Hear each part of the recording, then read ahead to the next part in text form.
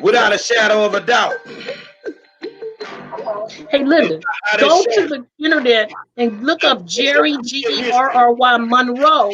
I'm gonna be on there. The hottest show in social media history. I want to welcome you to the war zone. I got my beautiful co-host, Miss Demetra K. I got my good friend, y'all know him, Emmy Award-winning journalist, Wayne Dolecifino. And I got Dr. Paula Robnick. I'm finna shock you with this one. I don't even want the music to play too long.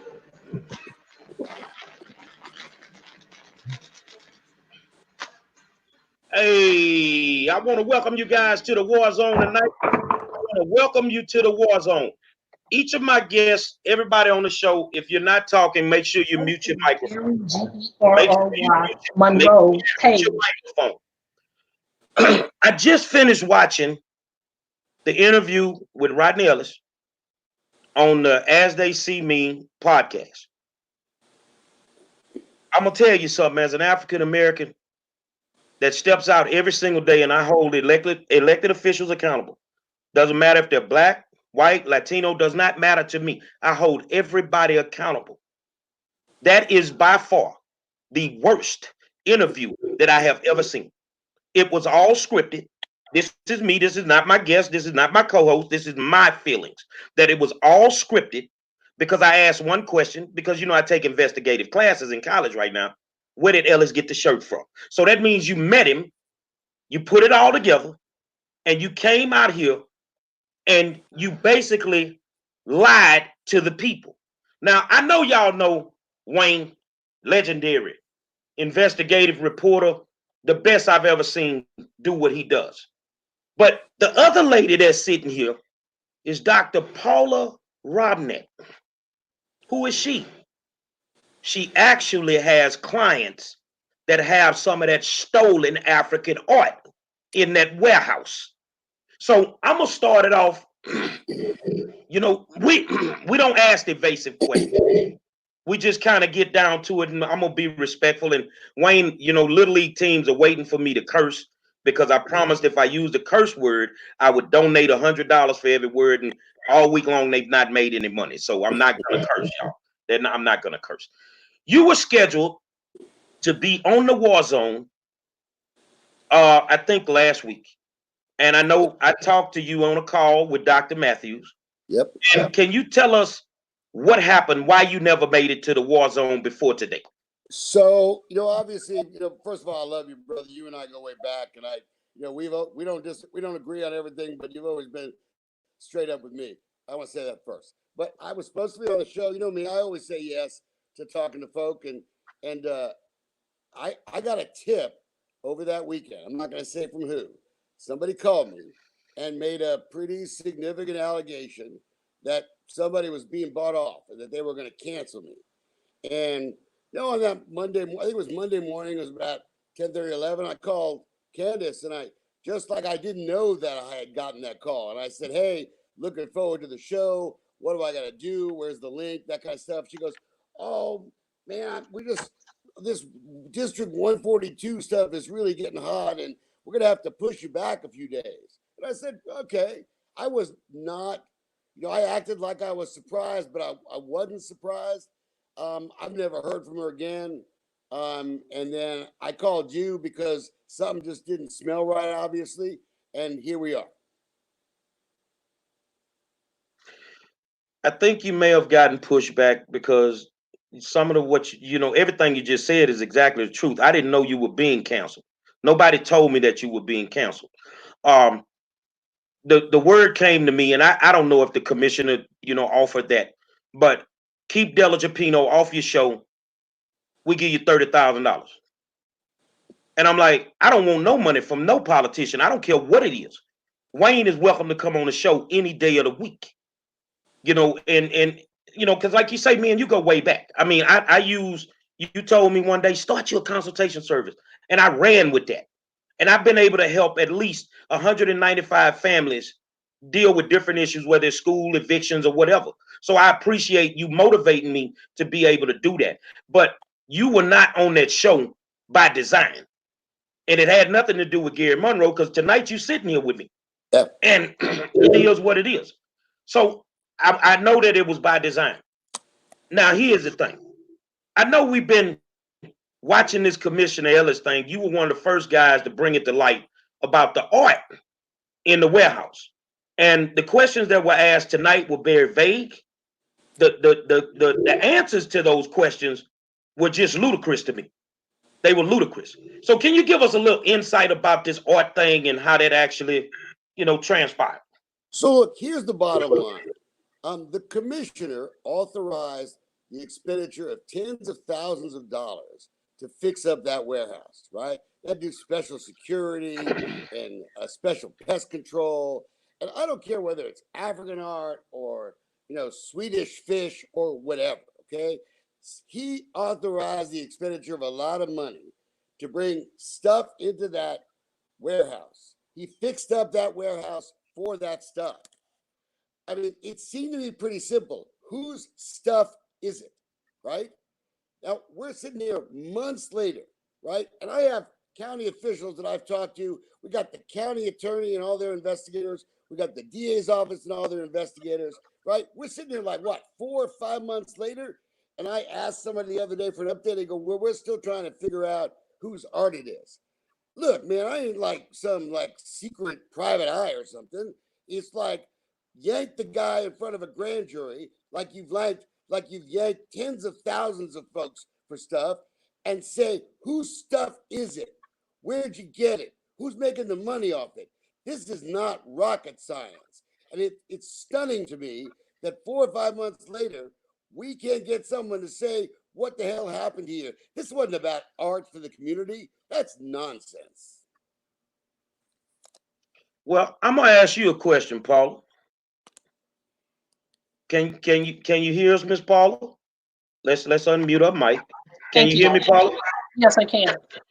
Can you tell the people who you are and what's your connection to that African art? My name is Paula Robnett. I'm going to make sure to turn the other thing on. My name is Paula Robnett. I'm an attorney of 24 years, and I represent a couple of people who happen to own various pieces of the art that's in the warehouse. I have a client who has 102 pieces of art and another one who has a few pieces. Those pieces that I just mentioned have not been paid for, but they are in the storage. We've identified those pieces based on pictures we received from the county attorney's office, and they are in the warehouse. So what's the problem with your clients getting their art out of the warehouse? Well, initially, when the story first broke, we were told to file a claim. I filed an initial claim, and I've heard nothing back from that claim.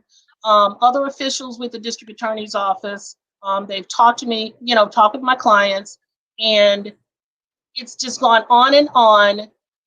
Information they're acquiring, but no art is being returned.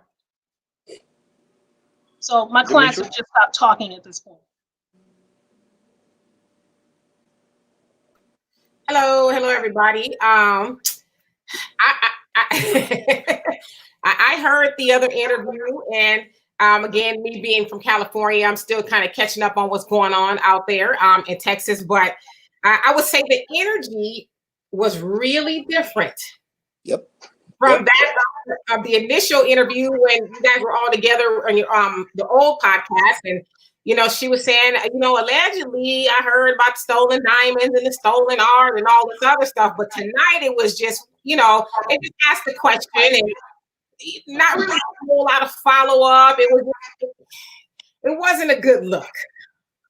It didn't look like they were holding anybody accountable. I saw somebody make a comment that said it looked like he was telling his story or a story, and that's what it looked like to me.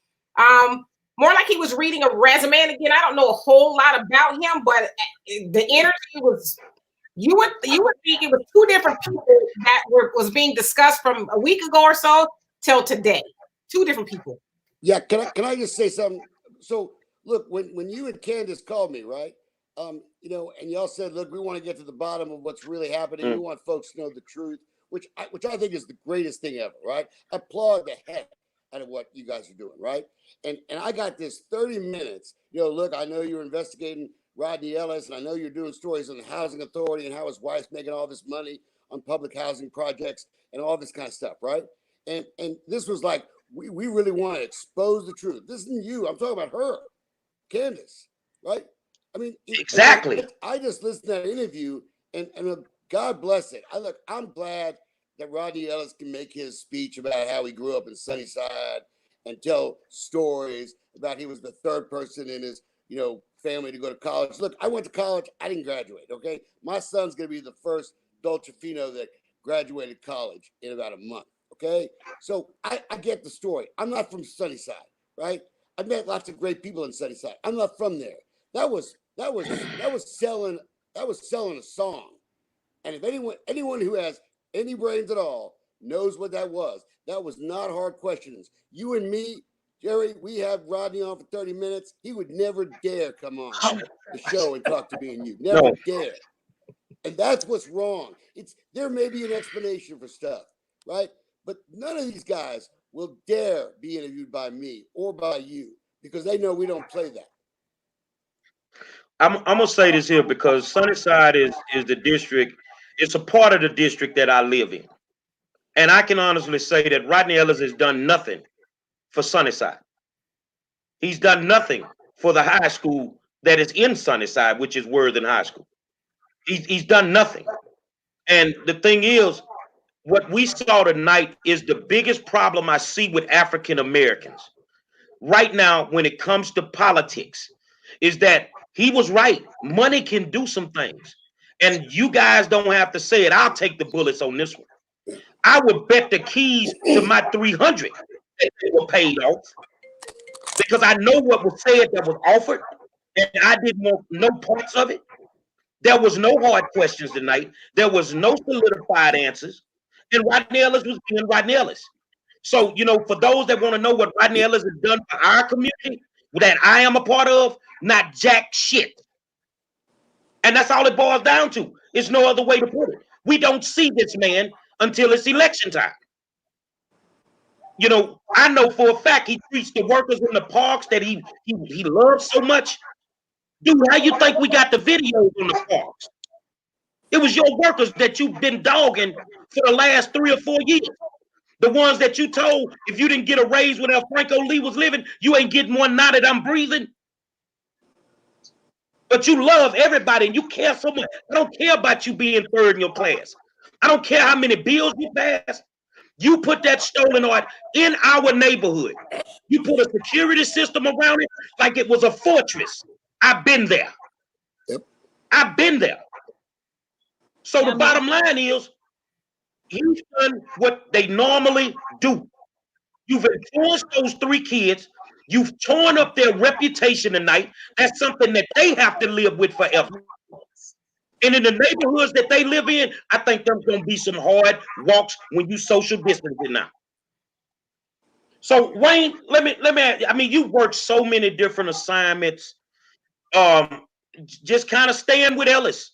I mean, I saw the YouTube videos of the Houston Housing Authority with his wife. See, he wouldn't have wanted me to interview him tonight because that never even came up.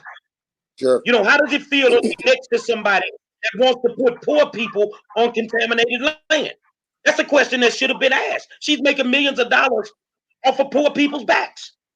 Look, she's involved in every housing authority deal we can find, big deal, over the last 6, 7, 8 months, right? Every single deal. There are members of the housing authority board, right? Michael Harris, right? Who's a longtime attorney here, used to be a cop, right? Phyllis Wilson, who lived in the housing authority projects. She was made vice chairman at a meeting in January, right? The next week, she was gone. I've talked to her. She asked too many questions. She wanted to know what the deal was. She wanted to understand the gravy train and why it's going to cost everybody $250,000 per unit to build a housing project. Think about that. $260,000, right? A unit for people to live all packed together. The people that are making the big money on this deal, and look, I don't spite Rodney Ellis's wife working in public housing. I don't even really care if Rodney Ellis says he supports public housing.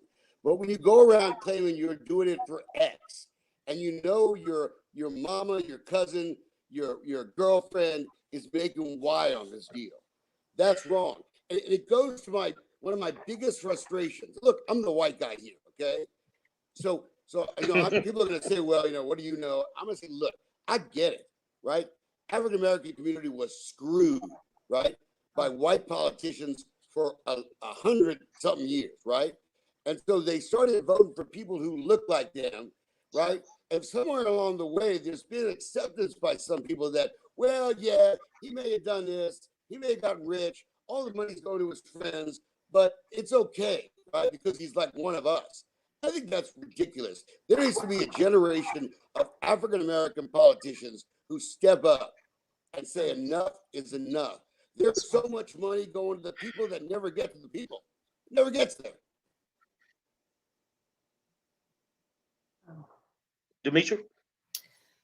Yeah, I'm looking at some of the comments, and they're lining up with what you're saying as far as he's not done much for the people that he was supposed to represent. And so I just wonder, why is it that you know that, and some of the people that are watching, they know that, but why didn't Candace and Elvante and the other guy's name escaped me? Why didn't they know that? Why did they give him a pass? There's a lot missing here. And to me, as I said, when I was watching it, it looked more like a fluff piece on the biography channel. Yeah, that's what was weird about it. I'm gonna say this here for you, Candace. I mean, not Candace, but Demetri. Elvante had to give him a pass because Elvante wants to be a politician. So how dare you disrespect the godfather of politicians? Candace had to give him a pass because she always has issues with her company with CPS. So you need the black politicians. But what I don't understand is, why do you need the black politicians on our side of town when you live in crime? Why don't you go ask the white Republicans out there to help you and leave my black politicians over here alone so they can help the poor people of their community? Now, as far as critical, he's collateral damage. That's all he is collateral damage. You running with some people who have destroyed your reputation as a African American tonight with a bogus African American politician. So look, can I say something? Look, I think Rodney Ellis has done some things that he deserves credit for. He's said some things, he's passed some bills. I get it. What's frustrating for me as I watch it, because look, you know me, I'm an equal opportunity offender. I always was, okay? But when I see people representing districts of regular folk, right, living large as millionaires, right, it's very easy for them to forget the people that actually they represent. And I don't spite capitalism. I'm a capitalist too. But, I mean, let's be real here. Right? Rodney's not living in Sunnyside. He's living over by Rice University. Nowhere near. $2 million house. Okay. So he ain't suffering, right? And when you ain't, and so I'm not suggesting that you have to suffer in order to represent people. I don't believe that either. Okay. But I just think, let's be real here. Let's be honest. Rodney Ellis should have come on the very first day and explained what the hell was going on. Right? The fact that 4 months later, we're still dancing around about what I did when I was 6 or what neighborhood I'm from tells you everything you want to know. And I'm so mad, not at him, because I get his deal, right? But I'm mad at Candace, because when she called me on the phone, you know this, right? She said, look, we want you to come on and tell the truth, right? Look, I've never been afraid to tell the truth. I get heat a lot. Got heat from a lot of folks in the African American community, right? Because they think I've got some, every time I do a story, I've got a thing, right? It's either like a white thing or a black thing or a Democrat thing, Republican thing. The reality is, Rodney Ellis and his wife are cashing in, yes. Period. Yes. And they should explain it, period. And what we've done tonight is we've given him a forum to give him a pass for doing exactly that. To continue. That's what they did tonight, and they can't take that back. So, Miss Paula, let me ask you a question. Yes. Let me ask you a question. How long has your client owned this art, and how did it even end up in the warehouse? Okay. I wanted to I want to address that question. I want to jump on something that I believe Ms. Kay was talking about, these alleged diamonds. I Hmm. received an email very early on after the story broke that indicated that some of the art needed to be x-rayed. And that was from people who had been working inside the facility. I don't know what was in there, but what I do know is that at least one person who has art in that warehouse has come to Houston to be paid several times from another state, has stayed in hotels more than a month, more than one occasion, and the amount that he has claimed is very nominal. So you've spent a lot of money staying in hotels. You've come back and forth, which takes money to travel for a very inexpensive or nominal piece of art. Your expenses are more than what you claim you are going to receive. So that was a red flag for me. I'm just sitting that right there.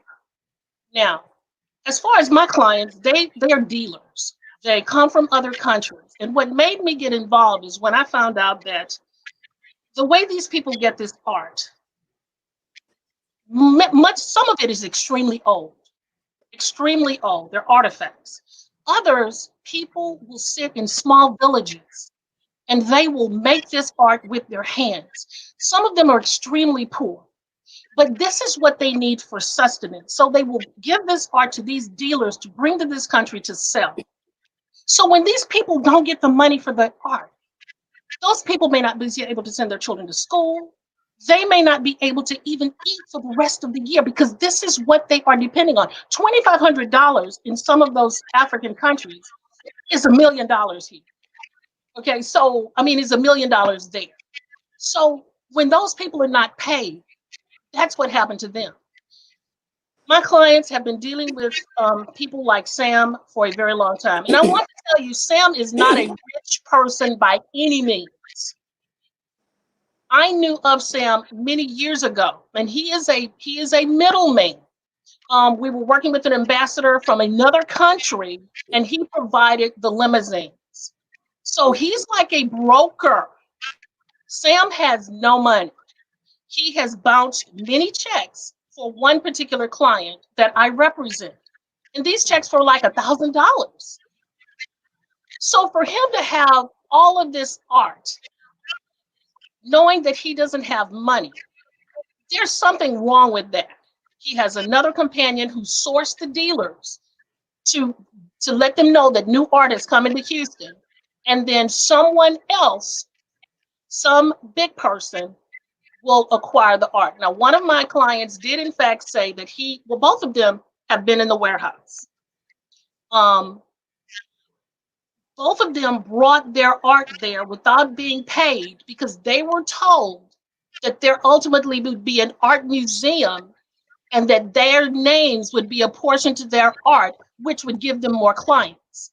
And then they felt like a big person was a part of it, and they were assured that they would be paid. They never said Rodney Ellis was going to pay them, but they were told certain people were involved, big people, and they were assured to get their money. Now they've not gotten their money. And the art is still in the warehouse. Still in the warehouse, and I doubt if my clients will ever get their money or their, Jerry, or their Jerry, can I be honest? Wow. Look, I think regular folk listening to us are going, look, maybe there was a really good explanation for this, right? It's like I was going to let everybody come in. I was going to open it up to the neighborhood, let everybody tour it. Look, it doesn't matter, right?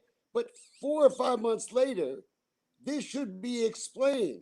This is becoming like the biggest secretive thing in the history of the world. I mean, it's not that complicated, folks. Rodney, whose art is it? Where'd you get it? You making money off this deal? If not, then the art shouldn't be in a warehouse. It should be out in Sunnyside so everybody can look at it. I mean, what are we doing? I mean, the stuff is still there. If it was really for the people, right, then put it out in the neighborhood. Let folks look at it. I mean, if it's African art and it's cool and, God bless you. But it's still in the place. So it's not about the people. It was never about the people, right? That's the problem here. And 4 or 5 months later, the fact that community's not outraged and saying, if you really got this art for all these people out here, then where's the art? Let's see it. I want to look at it. I want to touch it. I want to show my kids the Well, art. I think somebody knows all the questions that you just asked, and I find this strange. If I've not done anything wrong, why do I need one of the top attorneys in the country? Why would I put him on a retainer fee in regards to this art right now? Rusty Harden? But you ain't did nothing wrong, Rodney. And you got Harden on your team already? You dirty, dude. It stink. It just stinks. Demetri, go ahead. I just think forums like this are very important because the people, if they were listening just to the other podcasts, they would think, oh, well, he sounds on the level. He sounds like he's telling the truth. He's got the story for everything. It sounds like he was saying he was going to actually open up something and do something with the art for the community. So all that stuff sounds believable. And so I think it's highly important for the people to actually hear this, not that I have a lot of information in regards to what's going on, but you three do. So the people actually need to hear what is going on. Because, my father always says, it's not what you know, it's what you can prove. So you have people here saying, no, I know the other side of the story, and that's not the truth. So very So look, can I tell you something? I come at this as someone who knows the details of this deal, right? Channel 2 was the first one that did it. Obviously, I get tips on public officials and politicians all the time. I came into this saying, well, this weird. It's like a county warehouse owned by the people being used to store some private thing, whether it was art or bicycles or whatever, right? And then the word gets out from Channel 2, and politicians know the story before it comes out, right? Because they've been interviewed, right? I saw Rodney in that thing pointing his finger in Mario Diaz's chest. I'd love Rodney Ellis to point his fingers in my chest, all right? All he did was ask him to explain this art. If this was such a great thing for the community, Rodney should have said, hey, Mario, I'm doing this. I got this art. I'm going to put it out in Sunnyside or Fifth Ward or Denver Harbor or where I'm going to do it. And come to the ceremony next week. It wouldn't have been a story. It was the way he reacted, which told you there was something wrong with this deal. That, as a reporter, that tells me everything. If I come to you, think about it. I come to you and I have this big story, and you go, Wayne, do you know this is really about this? And I go, really? I would do that, right? It's the way people react. When you see a politician get mad, that tells you that there's something going on here. We may not know all the facts. It don't matter. That told me everything. Well, I tell you what, I listened to the questions that they asked him, and Dr. Matthews made reference to people saying that he cheats on early ballots, and he was like, well, no, they've been saying that for years. If I was doing that, I'd have went to jail. Stop right there, Mr. Ellis, because I got something that the whole Democratic Party at this moment is shaking about. Yep. Y'all have been cheating on the early ballots. And I got the proof. And come in the morning, if the right person does not call me, I'm going to expose every last one of y'all. One of your people has already talked to the feds. And he one of them. I ain't going to name the rest of them. Y'all been cheating on early ballots. You've been buying the votes in our neighborhoods. So if Rodney's done such a great job in all these neighborhoods that you named, Wayne, every neighborhood named Denver Harbor, Sunnyside, South Park, can you put us a grocery store in there since you're doing it so well, Rodney? Can you give us sidewalks like we're supposed to have or work with the council person to get us what we need? What about the crime in our neighborhoods? The Scott Street corridor from 45 to Sims Bayou has been labeled the 7th most violent corridor in the country. It's gang infested. But yet I stood in front of Commissioner's Court with a 21-page plan to decrease gang violence, and you told me you were going to call me. You never called, Rodney. What happened? The phone stopped working? The phone stopped working? So no, you're not doing anything for our neighborhoods. You're getting rich off the back of poor black people. And you get mad at the Waynes and the Gary Monroes who expose you for who you truly are. And what you said earlier, Wayne, we deserve better representation. Yep. Because it's time to get rid of these people.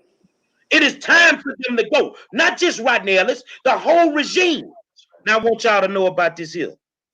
If you can name your favorite black politician in your head right now, I can guarantee you they on my list when I drop it in the morning. They on my list. I ain't put allegedly. I ain't said nothing like that. Because I got you. And I told y'all, if y'all wouldn't do what you needed to do, I will gift wrap the November elections and put a bow on it for them Republicans to come through and take what you got. You don't deserve to represent us. If you ask me a simple question, I can answer that question. If you ask Wayne or Demetri or Paula a question, we can answer that question. Why is that art still in that warehouse? And you know what? I ain't heard nobody ask this. If it came from Africa, where the paperwork from customs? Really? Where the paperwork from customs? How did it get through customs, Rodney? But according to the former commissioner, it was only a small number of pieces of art that should have been in that warehouse. And now it's 1,200 pieces of art in that warehouse. So whether he's smuggling diamonds or doing something, Rodney Ellis, you stink right now. Yeah, but look, this is and this is where other public officials should do their job. We have a county attorney. We have a district attorney. The district attorney has criminal subpoena power, right?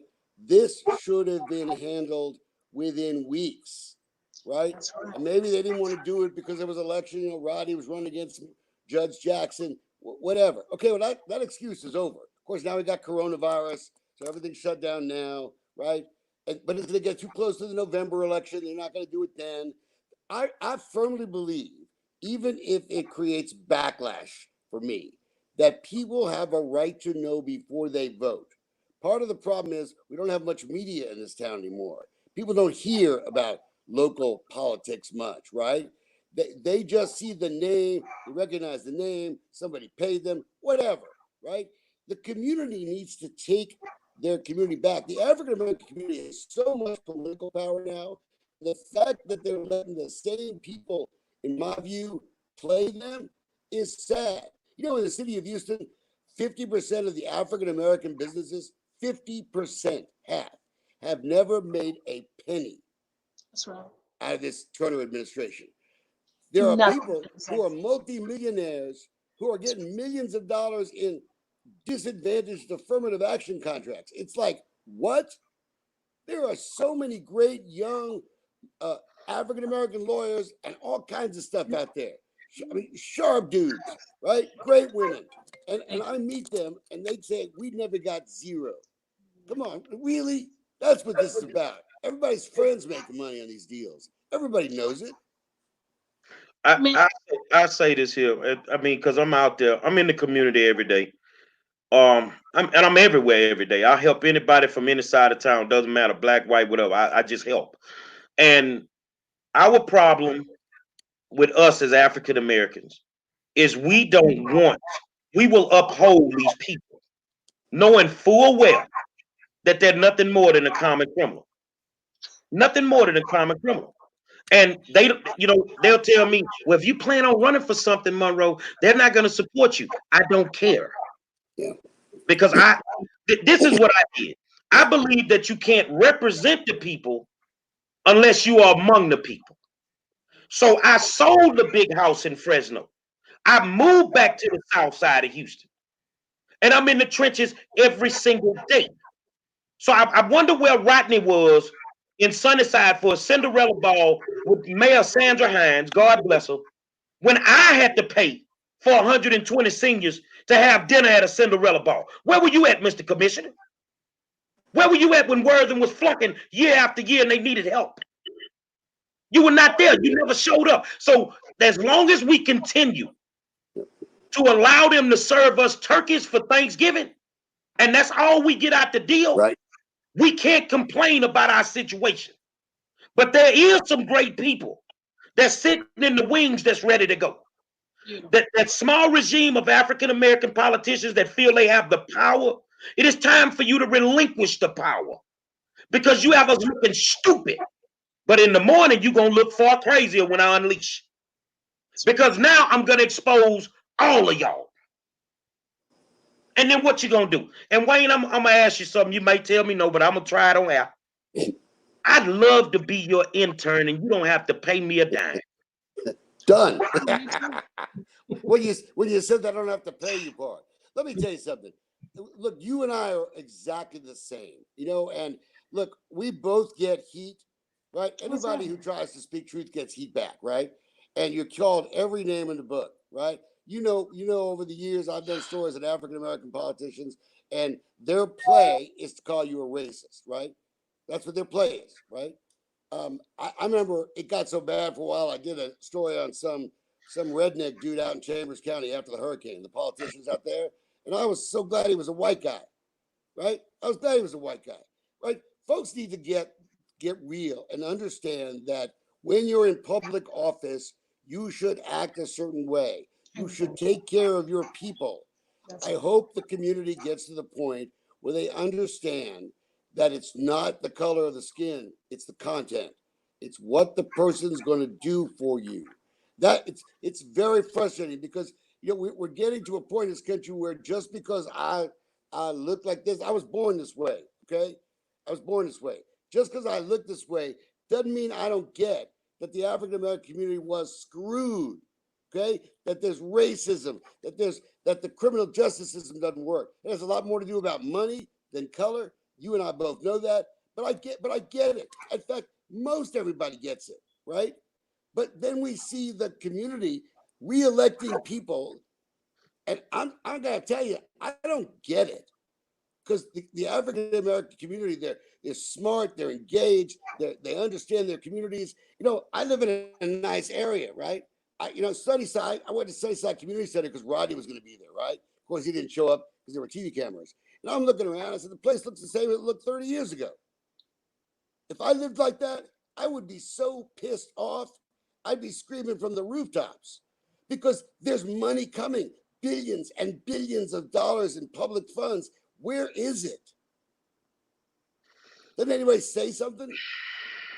Well, in that community, it's politics, what I call from the top down. Oh, yeah. And from the top down, everybody got their hand in the cookie jar. Everybody making money. From the upper level politicians to the lower level politicians to the precinct chairs, everybody paid off. And the white guys any different. The white guys aren't any different, Jerry. Exactly. They're no different. Not any different. But you know what? You know what I tell people when they say that, Wayne? The white folk ain't my problem. I got a problem with these Negroes right now. They got to deal with their people the way that they need to deal with them, but we need to deal with ours. There's more than enough qualified people to put in those positions. Rodney Ellis, okay, they're saying, well, if we get rid of Ellis, you had Maria T. Jackson running against him. She'd have been a perfect county commissioner. Thank you. That's She correct. That's correct. Yes. Our school system, I told them 4 years ago when I ran for school board that everything that happened to them in those 4 years was going to happen. You had Gary Monroe run for school board. Oh, I don't like the way he talk. Who cares? I tell the truth. So we do have the representation, Demetria. They will not let them in. And it's controlled by a small fraction of African Americans that normally live on the McGregor side. Both sides of McGregor. That's true. They think they're better than every other black person. So they get to control who goes in the office. And if Monroe wants to run, oh, it's not your time yet. Exactly. And this is verbiage. why neighborhoods continue to look at the way they look. With the state of Texas taking that money back for Harvey, and all you did was fix 17 houses in 2.5 years. Yep. They needed to take, because all they were doing was just spending it on what they wanted to spend it on. You took millions of dollars to build a makeshift hospital at NRG that you ain't never used. So where's that money? Miss Paula, y'all, Yes. I could go on. I've been holding myself for a while now. I have a couple of things. As an attorney, I heard that the county had paid well over close to $300,000 for renovations of the building for the art. That workers were used within the facility. Because with one of my clients went there, he said there were several people in there working. I've heard what I believe would be more than enough to indict someone, but that has not happened for some reason. Maybe there has to be more information acquired, but I don't think Sam, the jury, or whatever has the authority to put anything in a county facility. Paula, Yes. if I run a stop sign, I'll be in court quicker than Rodney Ellis. Well, I know I will now. Also, I do want to say something in reference to Black people. Many of them in our neighborhoods, Sunnyside, Fifth Ward, South Park, wherever, have been so beaten down. They are so used to accepting minimal. Yeah, I get it. That a little more than minimal appears to be a lot. Many of them do not know how to make one accountable. This has to be trained. Information has to come into the community to help people know how they can get the things that they want. I went through the neighborhoods with Judge Maria Jackson, and we saw the devastation. I was led to tears when I knew that people right there by the creosote situation, which I was over that portion of it, some of those people still don't have running water to this day.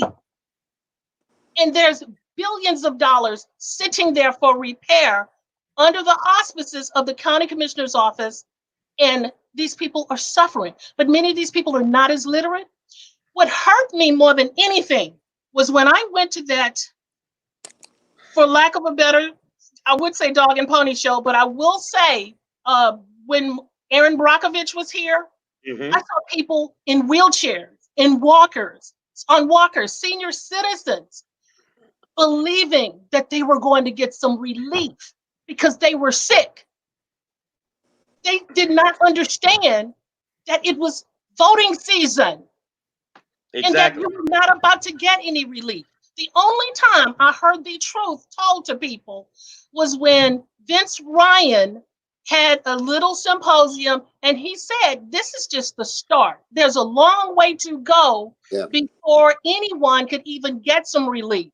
And I will tell people, and this is what I was told by a high-level health official, they can never clean that property. That creosote is so deep in that land, they will never be able to clean it all out. Also, when they get the people who are there out and they start building those high rises, those people are also going to get sick. But they're not telling those people that. Many of those people will die without ever receiving a dime. Yep. You see, so let's tell the truth. Stop lying to folks. I've been so pissed off. I worked on the Hill. I was a congressional intern the same time many of the males were congressional interns. Rodney selected them to work with. I didn't get one word. I worked in Mickey Leland's office, the Congressional Black Caucus, the Select Committee on Hunger. Nobody helped me. Nobody offered me any assistance. He said he helped so many people. He didn't help me. He didn't help any of the female I knew. There were other people he allegedly helped, but he selected who he wanted to help, even though we were in the same boat. And you know, I'm so happy that I didn't get that help. I'm so happy that it was my grandmother and my mother who worked their fingers to the bone, my mama doing days work, and so I could go to school. And that's how I got to where I am now, and I'm not ashamed of it. Thank God. Thank God. And you got a lot of those people who will do something, Jerry, who will do something, Wayne, but they need direction. Right. This is the direction that they need to go. Every African American in these African American communities only need to remember one thing. Yes. You have the people that are telling you exactly what we need to do. But the ones that are sitting there making millions, the first thing they tell you is we're crazy. So this is how you wake up if they're seniors. In your day, didn't they call Martin crazy? Didn't they call Malcolm crazy? Hmm. Gary, I'd rather be that type of crazy than to be a fool any day of the week. And when I sit and I talk to my seniors and I can show them, I show them the evidence of this or that. They get it. They get it. They lean on those seniors. And they use them and they use their early ballot voting to get back into those seats. You know, the biggest lie I ever heard was on school board. You think I'm sitting up here? I don't get paid to do this and I go through this every night. Why would you take a job like that where you frustrated, pulling your hair out, and you ain't making no money? Yep. That's because you don't get your money on top of the table, you get it under the table. And most of the deals that these people cut, when it's all said and done, I'm gonna tell you one of the biggest jokes, and I know some black people gonna get mad, Wayne. This thing about justice reform. Let me say this here. Okay, so if justice reform was to happen the right way, that means that commissioners court would have to get grant money to do that. Now, when they get the grant money, they need somebody to fulfill the grant. So what they're gonna do then, somebody like Ellis, who has a relationship with the Texas Organizing Project, TOP, you're gonna go get TOP to fulfill the grant, to do the work for the grant. So basically, that's how you funnel the money back to them. That's how you funnel the money back to them. That's why it's so important to get certain people in key positions in city government that know how to get the money. Because once they get the money, then they can funnel it back to where it needs to go. So as far as Ellis, I've supported some people. You have at least 17 to 20 staffers that have been put in races in the last 4 to 8 years, and you've donated millions of dollars to the same people that work for you. That work for you. I don't understand how a politician is just going to give money to potential politicians, just millions of dollars. No, you're trying to take over the county. You're trying to take over the county. So here's the thing. You won your election. You're good, Mr. Ellis. Lena Hidalgo and Garcia, we coming to see y'all. You coming out them seats. Because all y'all in bed together. And there's some freaky stuff going on with that many people in one bed.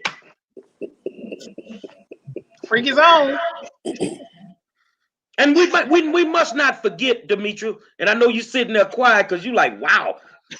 Just listening. Let's not forget the black politicians. Let's make sure we put them all in bed together, Wayne. Let's put the black ministers in there with them. You feel what I'm saying? The NAACP. Let's put them in there with them. They all in bed together. Let's put them all in there. The black coalitions. I never HBAD, the coalitions, and all this. Hold on a second. I thought PACs was supposed to be different. So why y'all in one pack, and then all of y'all in the next pack? Y'all all in all these packs. You want to control everything. I'm going in on y'all tonight, man. So y'all black folk out there like Smokey Phillips, you live on McGregor and you help. You're one of the few, Smoke. You're one of the few. For every Gary Monroe out there, there's 15 crooked politicians that wake up every morning trying to figure out how to mess over black people. If they want to do something right now, why is no black African-American politicians with all this stimulus stuff going on? This is your opportunity to get with the federal government to up the federal minimum wage because they want you to stay poor. These black Democrats need you to stay poor. As long as you stay poor, they can stay rich. Jerry, when I did some stories on North Forest ISD, on the special education department and all these checks, right? The people that were running that district were giving jobs to all their kinfolk. They were stealing the folks blind. One of my frustrations is that it wasn't about the money. There was money coming in. There was as much money for those kids as any lily white kid in any neighborhood, right? There was, right? But it was all being pilfered away. It was being mismanaged, right? And so then they give it to EISD, which is like really a death sentence. But I interviewed families out there, and I felt so bad for them. And the state senator there, Symphonia Thompson, right? I was thinking, no, Symphonia has the microphone. He has the megaphone. She could go in there tomorrow and say, you guys cut this crap out. This is about the kids, right? This is about our future. Look, I wish we lived in a world, I really do, where it didn't matter, right? Where I'm not white, you're not black, we're all shades of tan, okay? We are, right? This is silly, right? Everybody's mixed up, married to whoever they're married. Who cares where we're from, where our mamas are from, right? We've all got to care about one thing, and that is electing people who make sure that the money that comes back to the communities, that the money gets spread out so that everybody benefits from things like affirmative action. And it's not the same people on every contract. Exactly. That's not that hard. And if folks who are African American, who have an experience I don't have, if they can't do it for their own people, shame on them. Exactly. Right? I get the whole white guy thing, right? The white guys don't care, right? But these are people that are from your community. You grew up in Sunnyside, then you know what's happened in Sunnyside. You should be outraged. You should be fighting every day for those people. I don't hear it. I just don't hear it. I'm gonna tell you in Sunnyside, like when they were gonna move the Sunnyside Multi-Purpose Center, and they were gonna take it over there. Same thing. They were gonna move it on to some contaminated land. It took Tahir Charles, Travis McGee, Nagumbi Knight. These are guys that just live in the community. They didn't know that Tahir was an engineer. That's where the mayor messed up. He didn't know he was an engineer. So they went out there and did their own test on the land. Right there in Sunnyside Park. The land that those kids play sports on every single day is contaminated. It is contaminated. That's why they did not move the Sunnyside Multipurpose Center over to where Sunnyside Park now sits, because the land is contaminated. And I agree with you guys, and Demetri, please chime in, that we have to do something with these black elected officials that are not serving us at all. We must. Well, I would like to this. Everybody guys had a lot of great things to say. And Wayne made a good point in asking, why do black voters continue to vote for Rodney Ellison? And Rodney Ellison, he gets 70% of the vote time. So, you know, what it is Rodney Ellison, people like him, they have a giant machine. And it's not that the people aren't getting information, they're just getting the wrong information instead of getting the right information. Because I think if most people knew the truth and heard the truth more often than they heard the lie, then maybe he wouldn't get 70% of the vote. But as long as he has this giant political machine working for him and, you know, getting all these cute sound bites out about how he's working for the people and he's lived here all of his life, people connect to that. And so what needs to happen is, you know, people need to get out there and wake people up and tell them the truth. And this is a good format to do that. Well, you know, at Yates High School, for 94 years, we've never had a white head football coach. If you bring up that subject, you're going to anger a lot of people. Now, this past season, we had a white defensive coordinator. And when I say, I call him white chocolate. When I say the man can just flat out coach some football, he can coach some football. I think we need to look at every available option on the Democratic side. And if that happens to be a white person, then that's what it needs to be. Because the black ones are definitely not serving the purpose. They're not serving the purpose. I don't care who they may be, what district they lie in. They are not serving the purpose. So we may need to look at white Democrats to get over the hump. Wayne is talking. Okay, hold on. investigating Dolecifino, very popular Hispanic constable on the East Side. And everybody said to me, yes, but he throws these great parties for the senior citizens at Christmas and at Easter, and they visit them at the nursing homes, right? Come on, tell you something. That is the easiest, cheapest way to sell yourself to people. You throw a party once a year, you give them some cheap gifts, and that gets the vote for you, right? People have to look. People have to be smart enough to know when they're being used, right? And I'm not saying that every one of those deals is bad. I think it's fine. But if that's the only time you hear, and you're walking down the street and the place looks the same as it did 30 years ago, somebody is screwing you over, period. Exactly. Ms. Demetria? No, I hope I agree with him. It sounds like the audience matters, and I don't know why. I agree with him. I mean, it's up to the people really to just decide that they want better. You know, like you said, if the place has been the same for 30 years, then maybe you need to do something different. You know, but again, as long as people like Ron Ellis have all this money, this well-oiled machine to pump out, the information that's not correct, then people, because honestly, no matter what color it is, the average voter is not really savvy. They go off of sound bites and the name, and the pictures that's on the street. Oh, I see that name a lot. I'm gonna go ahead and vote for that. Or most people, like the saying we hear now, oh, vote no matter who. That's very popular. So it's like maybe that person that's representing the blue ticket is not good for you. Maybe your community, speaking locally and on a state level. But, people just go to the sound bites instead of saying, okay, well, let me get a little bit more information so I can make an informed decision. So it's really an uphill battle. But, as long as you keep doing what you're doing, and people like you who care about the situation to keep getting the word out. I don't know about this election season, but eventually I think people will start to wake up. I'm looking at some of the comments, and of course you have African American people continuously bringing up white people. Well, let me make y'all aware of something. Let's talk about the commissioner.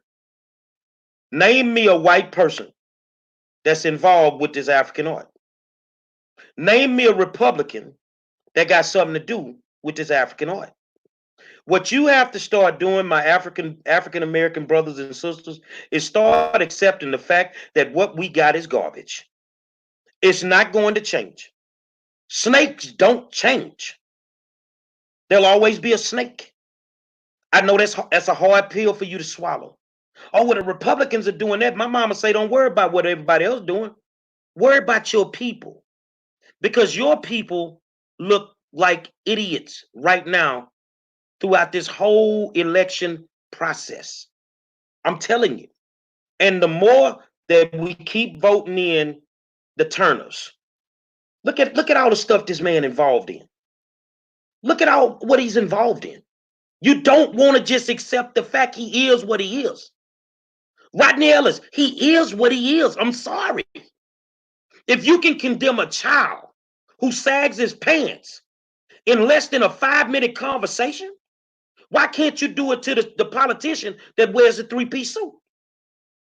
Like Wayne said, just accept the fact. They are who they are, man. And they're never going to serve the community because they're too busy serving turkeys. And you know why I don't take your turkeys every year when you pass them by? Because you didn't buy them. Your little packs bought them. So it's not even from your heart that you're giving me a turkey on. Your toy drives ain't working no more. Your turkeys ain't working no more. And you are not working for the community.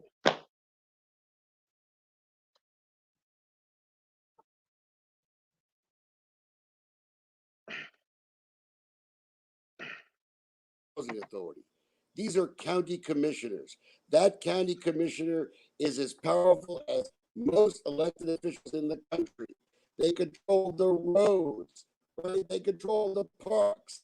They control the neighborhoods. They have an immense amount of power. The things they can do for their community are extremely important. It's got nothing to do with Donald Trump in Washington. These are local elections. The Houston School Board, we elect local people. They have destroyed the place. Yet I just saw someone who was part of that board get elected to the HCC board. And I'm going, well, fool me once, but fool me twice. As long as people, regardless of color, I wish color was out of it. As long as people keep on rewarding people who have clearly gotten rich while they're in public office. I've always wondered about that. Maybe I'm not a good investor, but these people with these government jobs, full-time government jobs, they're rich. And their kid folks are getting rich. And that's not a Democrat thing or a Republican thing. You know the honest ones when you see they ain't rich. I hate to say it. Well, you said a mouthful with politicians bouncing from one place to the other. I look at Reagan Flowers. She wasn't a politician. She created C-STEM. She runs for District D. She doesn't win. They appoint her to the Houston Community College Board of Trustees. Well, Monroe, why you got a problem with that? I don't have a problem with her. I got a problem with her husband. The man she lay next to every night. The one that got caught up in 2012 with the contracts and HISD. It's no different when you go over to the college system. Snakes don't change. I'm calling out every last one of y'all from here on out. I don't care. Oh, I'm not going to help him. You don't help me anyway. I pay my own bills. I'm not going to let him work on my campaign. I don't need to because I don't like you anyway. What it boils down to is that we got to do better, man. But we have to wake up. The people that they're leaning on is the seniors. We have to wake up our seniors because that's the vote that they care about. They don't care about it. They don't care about the 18 to 25. They could care less about it. They don't believe that you're going to even get out of the house. But it's the seniors that they're pimping. They are pimping those seniors with everything in their power. But right now, do you have some decent health care for them with what's going on now?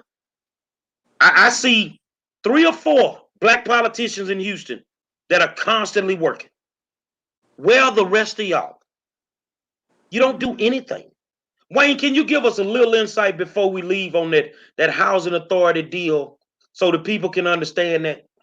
Yeah, so the housing authority has been setting up separate corporations because they're nonprofit. They'll be tax exempt to do public housing projects because the goal was, I thought, to get away from cramming 1,000 poor people into one small place. It was to give them the opportunities to live in neighborhoods all over town, right? They're doing exactly the opposite now. But since these corporations don't pay taxes, we can't even find out, board members can't even find out who's making money on the deals. There's a deal in San Antonio, a public housing project. The developer flipped the project 1 year later, made $10 million. We're doing these deals to make certain people rich. And it's in Houston, it's Rodney's wife and Lance Gilliam, the former chairman of the Housing Authority, that are making gravy on every deal. This is a waste of public housing money. I mean, I think we should just give everybody a check every month and let them go live where the hell they want. It'd be so much cheaper. And the schools are better, right? Think about it. We're going to spend $260,000 when it should be about $170,000 to build apartments in the East End. $260,000. We could buy every single one of those families a house in the suburbs, give them a car, give them a gas card, and it would be cheaper. And they'd have better schools for their kids. That's what it's really about. It's just people, we're getting so taken. And it's not a black thing, it's not a white thing, it's a thing. We're getting played. We hear about billions and trillions, and now it doesn't even matter anymore, right? Where is it? Where's all that money? Look at the community. Where's all those billions and billions and billions of dollars? Final words, Ms. Paula. Is that we really cannot go by color. I'm with you, Wayne. So, because I have a lot of colleagues who are white, who have black clients. One of them is head up in the Aryan Nation, but he has way more clients than I ever had who are black. He doesn't care anything about you. However, we need to go by record. We need to go by record. What have you done? What can you do? What are your capabilities are? And we need to train people on what the responsibilities are of their job and hold them accountable. We have to do that, or we'll never get anywhere with any candidate. Final words, Ms. Demetra. As I always say, I just think people need to stop going with the symbolism and actually go with tangibles. What's in it for me to give you my vote? What am I going to get in return? I don't want your sound bites. I don't want to, see, because you have a cool walk and you're giving me a turkey and all of that. That's nice. If you do me right, I can buy my own turkey. If you raise the minimum wage, I can buy my own turkey. That I don't need all that. I need you to actually do something when I help put you in that seat. And somebody asked, how can we wake up the millennials? Well, for the millennials, I mean, there's nothing left for them right now. So and I'm not a millennial, but my daughter is, and she's not thinking about having kids. She can't think about buying her own house. None of that, because it's like, she's like, I can't afford to do that. There's nothing left for me to do it. So they're one of the groups of people who are disenfranchised. They're like, why bother? So what's in it for them? That's how you get them to vote and actually follow through on that. Final words, Mr. Wayne. Okay, if somebody's been there 20 years and he represents your neighborhood, right? Whether it's where I live near Braeswood and Stella Link, or whether it's Sunnyside or anywhere else, and you look at your neighborhood and it don't look any better than it did 6 years before when you first elected that person, it's time to elect someone else, okay? Because they should have been able to deliver. If they don't deliver, fancy speeches don't matter. And bail reform, which was sold as people doing small things for the first time, is now being used as an excuse to let out every violent criminal there is. And you know what neighborhoods they're going to come back to kill more people? They're going to come back to the African American. They're going to come back to Sunnyside and those places. People are already dying because of that. And I get it. Like, the criminal justice system is screwed up. But what they are doing is going to get more and more people killed. And it is wrong. And the African American community, the seniors especially, should wake up and protect their people. I'm gonna close it by saying this: bail reform, compassionate releases, they have to happen. Yep. I have zero control. I have no control over somebody if they get out of jail and they make another stupid mistake. But bail reform and compassionate releases have to happen. We can differ on a lot of things, y'all. Yep. But we gotta all figure this out. Because at the end of the day, we're all in it together, no matter what we think, black, white, whatever. Yep. You can draw your party lines, you can say what you want, you can do whatever you want to do. But in the end, you can live on your side of town, I can live on my side of town. Just understand that when you come over to my side of town and you push them out of my neighborhood, they'll find their way into yours. They'll find their way into your neighborhood. So I want to thank you, Paula and Wayne, for coming on tonight, giving some clarity to what was going on. And my final words to my friends over there: I don't know how you can come back from selling out your community tonight with your interview, but I wish you luck. I really do wish you luck. And honestly, you actually had the right shirt on. You had the right shirt on because you had Django, you had Stephen from Django, you had Kunta on the shirt, and you had Chicken George. You look good in your brand new outfit. You look good in your outfit, man. That's all I got to say to him. So thank you guys for coming on. I really do. Hold on a second. I really do appreciate it. And you're invited back whenever you want to come back. God bless you. Whenever you want to come back. Keep fighting, dude. Keep fighting. No problem. Say, I want to thank y'all. Tomorrow night, I got my good friend Greg Wise, head coach of the Yates Lions basketball team, coming on. They were getting off the bus to go win the state championship, and the corona made them get back on.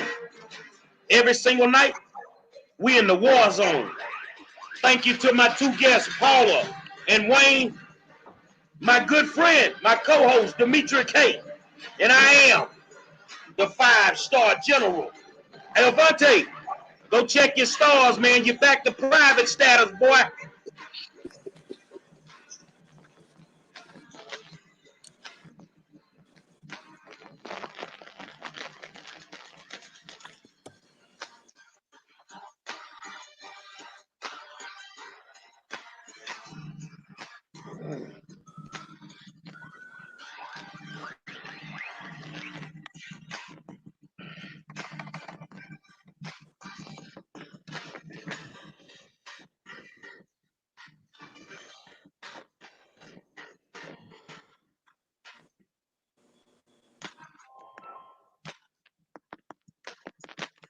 See you, ladies. Okay, good night. Good night, Demetria. You should run for office, Wayne. Nah, I'll tell you what, girl. My closet's too messed up, but I would love to do it. Really, we'd support you for sure. Yeah, you know what? It's just so. I hate seeing it. I just really do. Really. I really do. I'd love to. I care about this town, and I've met so many cool folk over the years, and I just think it's a shame that people are being played the way they are. I know it. I know It is what it is. All right, ladies, love and kisses. Okay. Jerry, keep in touch, baby. Bye. Good night. Hi, Demetria. Nice meeting you. This is my first time meeting you. Oh, yes. It's my pleasure. Wayne, Jerry, you know you're still live, right? Maybe not. He's frozen. Yeah, I really haven't watched the show since the split, and I'm glad I did. I'm glad this is my first time coming back, and you know, it was just a few minutes ago that I was asked to be on the show because of the serious nature of, you know, what was happening, and it's just really sad. It's really sad how we as people of color are being played. No, absolutely. It looked like we lost Gary, so I'm gonna go ahead and see you guys later. Okay. I don't know what happened. Yeah, he's off. So out of respect for Mr. Monroe, let's leave the studio. Absolutely. Peace. Okay.